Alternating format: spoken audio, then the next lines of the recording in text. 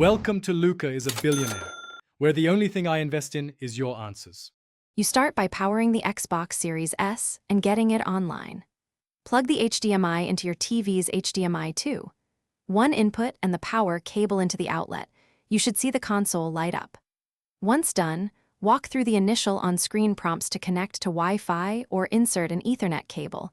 Choose 5 GHz Wi-Fi or wired for smoother downloads and lower latency. Make sure you sign in with your Microsoft account so your games and settings sync automatically. Next, you handle accounts, updates, and storage to avoid interruptions. Sign in using your Microsoft account. This ties purchases and cloud saves to you, and enabling two-factor authentication protects that access. Then check for system and controller updates and install them. Updates fix performance and compatibility.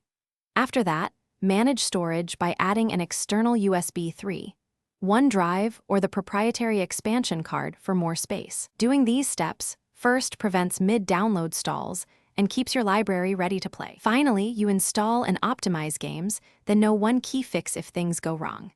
Start installs from the store or your library and reorder the installation queue to prioritize what you want to play now.